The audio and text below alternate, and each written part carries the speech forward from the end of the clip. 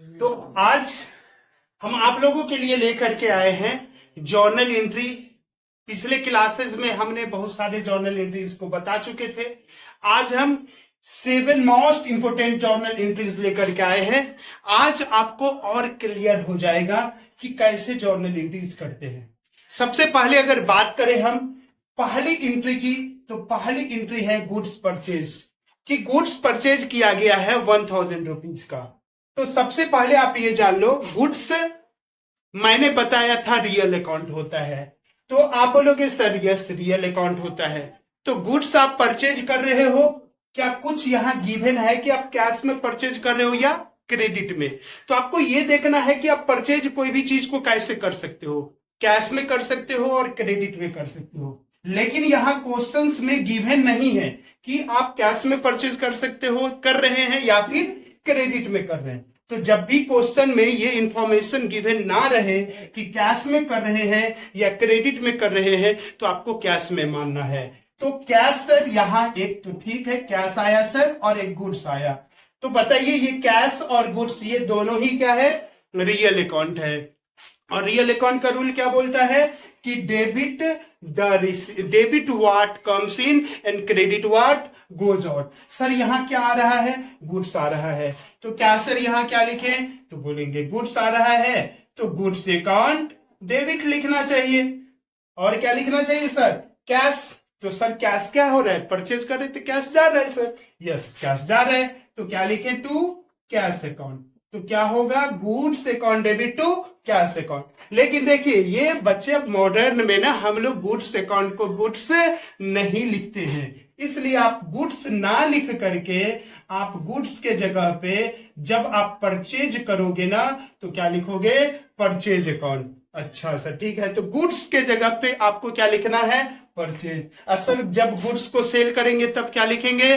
तब सेल लिख लेंगे। सर गुड्स जब रिटर्न होगा तब क्या करेंगे? कोई परचेज रिटर्न होगा तो परचेज रिटर्न लिख देंगे, गुड्स रिटर्न ना लिखेंगे। अच्छा जब सर सेल रिटर्न करेंगे तो क्या होगा? तो सेल रिटर्न लिखेंगे, गुड्स रिटर्न नहीं लिखेंगे। बिल्कुल समझ में आ गई सर, ठीक है। चलिए देखिए, goods account debit to cash account हो गया। अमाउंट आपको लिखना है, एक डीआर का अमाउंट होता है, एक सीआर का। धीरे धीरे हम आपको टेबल की ओर भी ले चलेंगे। सबसे पहले आते हैं goods account debit to cash account. तो एक कॉलम आप समझिए कि ये डीआर का होता है और एक कॉलम जो होता है वो सीआर का होता है। तो आपको डीआर की अमाउंट डीआर में लिखनी होती है और सीआर की अमाउंट सीआर में लिखनी होती है। ओके सर, कितना अमाउंट है? 1000 रुपया। डीआर में कितना लिखेंगे? 1000। कैश में कितना? क्रेडिट में क्रेडिट के सामने वाले लाइन में कितना लिखेंगे? 1000 रुपया। सर बिंग भी लिखना पड़ेगा। बिल्कुल बिंग तो लिखना जरूरी ही है, बिंग तो लिखना ही चाहिए। तो क्या लिखेंगे सर? बिंग गुड्स परचेज कर रहे हैं। देखिए अगर आपको कुछ भी समझ नहीं आ रहा है तो आप लिखोगे बिंग गुड्स परचेज्ड। आप जोड़ भी सकते थे, Bing goods purchase in cash कर सकते थे, करने की जरूरत नहीं है, नहीं है तो छोड़ सकते हैं। सेकेंड एंट्री अब हम लोग करेंगे। सेकेंड एंट्री क्या है? तो सेकेंड एंट्री है goods purchase from x. X से गुड्स को परचेज किया। सर एक्स से परचेज किया, क्या कैश में? क्या सर? तो यहां देखिए जब नाम बोल दिया एक्स से किया, तो जब नाम बोल दे तब निश्चित रूप से वो क्रेडिट परचेज होता है। तो एक्स से परचेज किया मतलब एक्स देने वाला है। एक्स पर्सनल अकाउंट है, नाम कोई व्यक्ति है, पर्सनल अकाउंट है। सर पर्सनल अकाउंट का रूल क्या होता है? या तो रिसीवर या तो गिवर। सर यहां एक्स से परचेज कर रहे हैं तो एक्स क्या है? परचेजर या रिसीवर है या गिवर है? सर यहां तो गिवर है। सर गिवर को क्या करना चाहिए सर? तो गिवर को क्रेडिट में लिखना चाहिए। ओके, गुड्स परचेज कर रहे हैं तो सर क्या हो रहा है? गुड्स तो आ रही है, हाँ परचेज कर रहे हैं, लेकिन गुड्स के लिए क्या लिखना है? परचेज को लिखना है। तो आप क्या लिखोगे? Purchase account debit. यस क्या लिखेंगे? परचेज अकाउंट डेबिट लिखेंगे। देने वाले कौन है? तो देखिए देने वाला एक्स है, तो एक्स देने वाला है तो टू एक्स अकाउंट ना लिख करके एक्सेज अकाउंट लिखते हैं, ठीक है ना? तो टू एक्सेज अकाउंट लिखते हैं, purchase account debit to X's account. Being में आप क्या ऐड करोगे? बीइंग लिखोगे being goods purchase from X और अगर जोड़ देंगे तो लिख देंगे ऑन क्रेडिट पे परचेज कर रहे हैं। कितना का परचेज कर रहे हो आप? 2000 का। सर क्या करें? तो 2000 डेबिट में डाल दीजिए, 2000 क्या करें सर? क्रेडिट में। यहां नहीं, बिल्कुल क्रेडिट के सामने वाले में आपको लिखना है 2000 रुपया। सर क्या करें? तो इसको जरा क्लीन कर देते। तीसरा एंट्री क्या आया है सर? तो देखिए तीसरा एंट्री है goods sold to Sohan in cash. तो देखिए तीसरा एंट्री के लिए हम लोग कर रहे हैं गुड्स सोल्ड किए हैं। सर गुड्स कौन सा अकाउंट होगा सर? तो गुड्स होगा रियल अकाउंट। ओके, सोहन को सोल्ड कर रहे हैं, सोहन को, तो बताइए सर सोहन कौन सा अकाउंट होगा?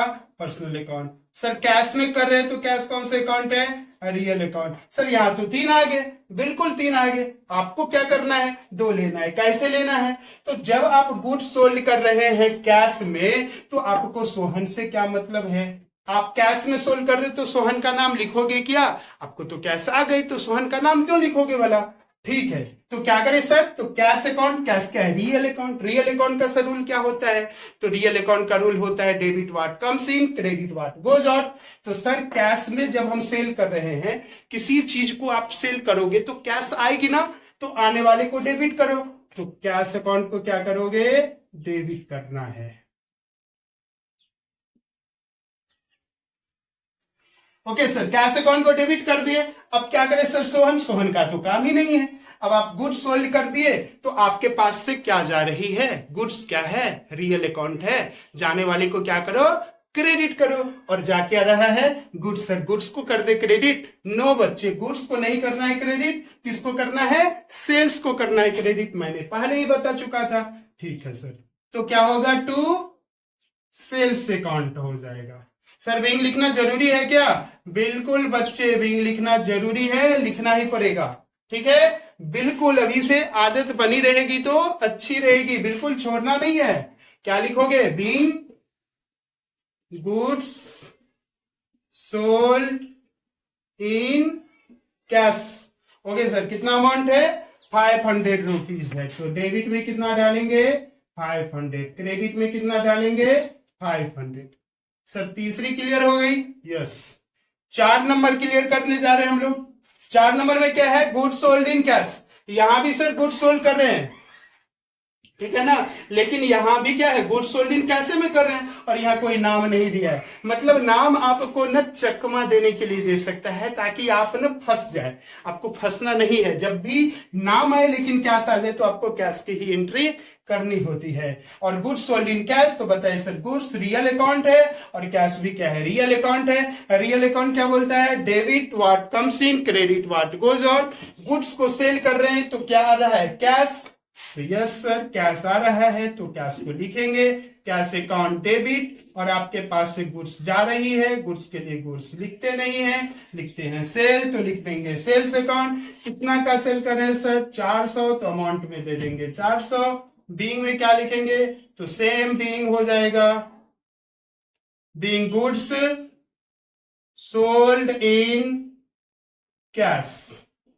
ठीक, ये कंप्लीट हो गए। इसके बाद आप आ जाओ 5वीं एंट्री में। सर 5वीं एंट्री है सैलरी पे। सर सैलरी क्या है? क्या कोई व्यक्ति से संबंधित है क्या? नो। आपको लग रहा है क्या? बिल्कुल भी नहीं लगनी चाहिए। तो क्या सर ये कोई असेट्स है क्या? बिल्कुल भी सैलरी असेट्स नहीं है।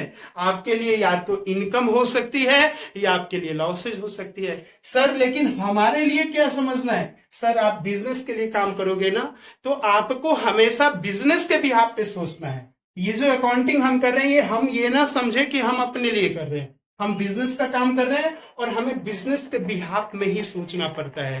तो क्या करेंगे सर? तो सैलरी अगर बिजनेस देगी अपने एम्प्लॉई को, तो बिजनेस के लिए क्या होगा? एक्सपेंसेज।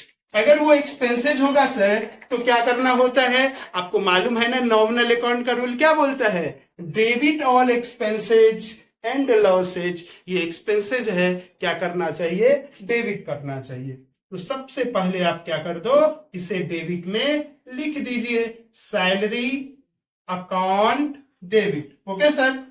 अब सैलरी पे कर रहे हो, कुछ भी गिवन नहीं है, मतलब कैश ही दे रहे होगे।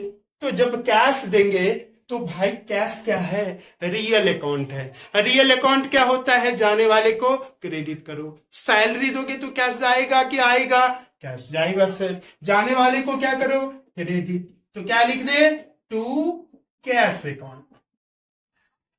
तो क्या हो रहा है? Salary account debit to cash account. Entry में तो आप लिख दिए सर, अमाउंट लिख दीजिए। अमाउंट कितने हैं सर? तो देखिए अमाउंट देख लीजिए 800 रुपया है। तो आपको क्या करना है? अमाउंट में 800 रुपया लिख दीजिए। सर बिंग लिख देना? बिल्कुल लिख दीजिए। बिंग क्या हो जाएगा? अगर कुछ भी समझ में नहीं आए तो क्या लिखना है? बिंग सैलरी पेड है तो लिख दीजिए बिंग सैलरी पेड। बस हार्ड है कहां? अब 6 नंबर एंट्री हम देख रहे हैं, रेंट पेड करें सर, यही तो है। सैलरी भी क्या है? Nominal account. तो रेंट भी क्या है? Nominal account. अगर आप रेंट दे रहे हो बिजनेस के लिए, एक्सपेंसेस हो रहा है, तो सर रेंट को क्या करें? तो एक्सपेंसेस बढ़ता है या एक्सपेंसेस होती है तो क्या करते हैं? उसे हम डेबिट करते हैं। तो क्या करें? रेंट अकाउंट डेबिट कर दीजिए। अच्छा सर रेंट देने के लिए क्या कैश नहीं देना पड़ेगा? कैश तो देना ही पड़ेगा ना, बिल्कुल देना पड़ेगा। तो क्या होगा? अच्छा कैश नहीं देकर के आप चेक दे सकते हो, बिल्कुल। लेकिन अगर आप चेक दोगे तो क्या होगा सर? बैंक अकाउंट लिख देंगे, बैंक से जाएगी चेक। Okay sir. लेकिन यहां क्या करें? तो यहां तो कुछ गिवन नहीं है तो यहां कैश ही लिखो। ओके तो क्या लिखे? Rent account debit to cash account. Okay तो कितना रुपीज है इसमें? 200 रुपीज। तो आपको क्या करने हैं? 200 लिखने हैं। यहां पे क्या होगा? 200। बीइंग में आप क्या लिखने जा रहे हो? Being rent paid. सर ये तो क्लियर हो गई। एक बची क्या? Good lost by fire. क्या यहां दिखाई दे रहा है? बिल्कुल दिखाई दे रहा है। तो यही कर दे। देखिए good lost by fire, goods जो है आग में लग जाने के कारण, आग में जल जाने के कारण, आग के कारण नुकसान हो गया है। मैंने क्या बताया? अगर एक्सपेंसेस होता है तो और लॉस होता है तो भी डेबिट करना है। ये जो गुड्स है ये क्या है? यहाँ पे आग के कारण। किसके कारण नुकसान हो रहा है? तो लॉस बाय फायर के कारण। तो सर जैसे ही नुकसान हो तो वो सारा अकाउंट किस में आ जाएगा? सर नॉमिनल अकाउंट में आएगा। क्या सर गुड्स? तो गुड्स तो रियल अकाउंट है, इसके लिए कोई सोचना नहीं आपको। ये जो लॉस्ट बाय फायर दिया है ये किसके अंतर्गत आता है? Nominal account. Sir nominal account का रूल क्या बोलता है कि जैसे ही एक्सपेंसेस, अचानक से फोन स्विच ऑफ हो गया था। देखिए तो इसमें क्या, जब भी goods lost by fire account हो तो क्या करें? Goods lost by fire. तो सर गुड्स क्या है? रियल अकाउंट है। लॉस्ट बाय फायर क्या है? नॉमिनल अकाउंट है। ओके नॉमिनल अकाउंट का रूल क्या होता है? तो नॉमिनल अकाउंट का रूल होता है, आपको मालूम है, all the expenses and losses को डेबिट करना है। जितने भी income, all the income and gains को क्या करना है? क्रेडिट करना है। तो यहां पे क्या करें सर? तो यहां पे तो लॉस हो रहे हैं तो क्या करेंगे? Loss by fire account debit करना है। क्या करना है? Loss by fire account, loss by fire account debit करेंगे। अमाउंट में कितना आएगा सर? तो अमाउंट में 5000 आ जाएगा।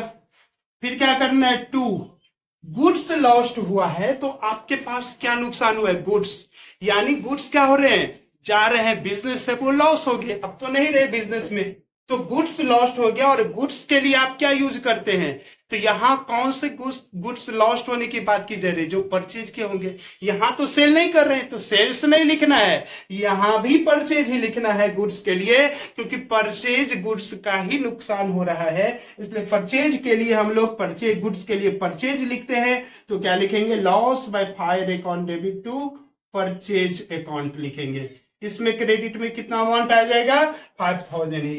बीइंग क्या होगा? तो बीइंग यही आपको लिख देना है, being goods lost by fire. उम्मीद करते हैं ये सेशन आप लोगों को बहुत ही अच्छा लगा होगा। अगर अच्छा लगा है तो बिल्कुल भी लाइक, शेयर और सब्सक्राइब करना ना भूलें और बेल आइकन को अवश्य दबाएं, क्योंकि इससे आने वाले वीडियोस के नोटिफिकेशन आपको टाइम टू टाइम हमेशा के लिए मिलता रहे। धन्यवाद।